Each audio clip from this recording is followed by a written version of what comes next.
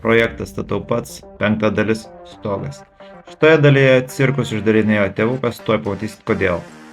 Darbų aikštelė. Taip atrodo aikštelė, kur gaminamas gegnės. Nu, aš šitoje vietoje turėjau išjungti originalų audio dėl necenzūrinių žodžių. Kas čia prikonstruota? Ale balkonas.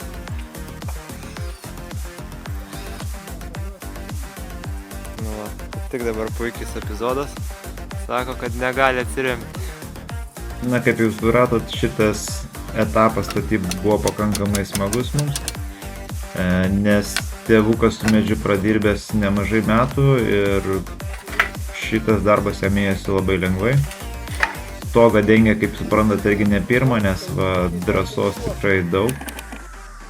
Pats pirmas dalykas, ką padarėm, tai jau prisitvirtinom iš abiejų kraštų sienų po 2 gegnes ir susukome jas su sriektų strypu, tai yra padarėm sumuštinį iš abiejų pusių gegnės ir sieną per vidurį ir tada galėjom išimti statramsčius, kurie laikė sąramą.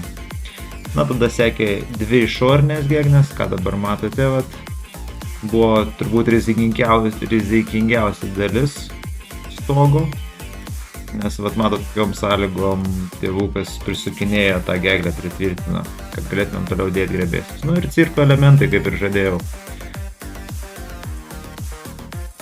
Na va, čia jau statrančiai išimti, iš abiejų pusių sudėtos po 3 gegnės ir dabar viskas bus jau pakankamai saugiai ir lengvai. Taip, vietoje buvo gaminamos gegnės. Dirbom ir per naktį, nes taupėm laiką, įrankiai tai leido. Ir per dieną visai nemažai pasidarėm, daugiau negu pusę gegnių susidėjom.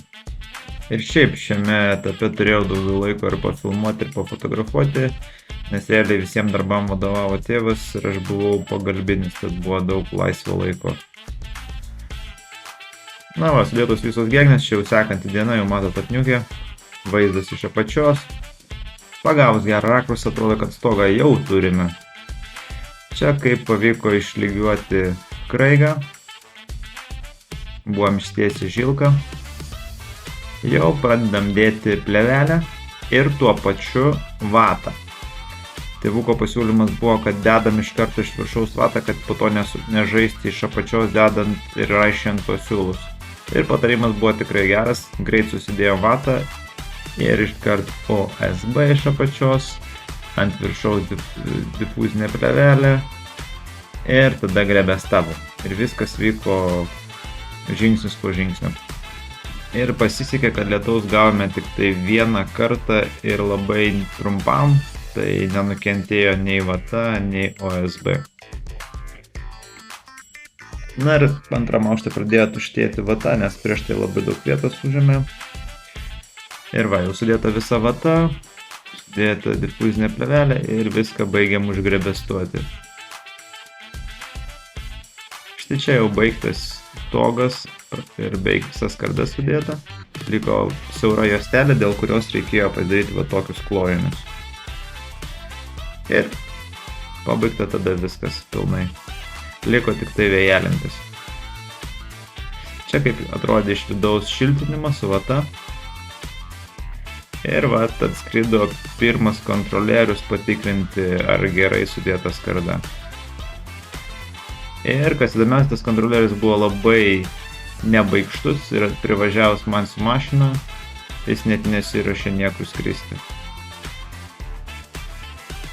Tai ačiū, kad žiūrėjote. Paspaudžiam like mygtuką ir susitiksim kitame epizode, kur parodysiu, kaip mums sekėsi darbuotis viduje.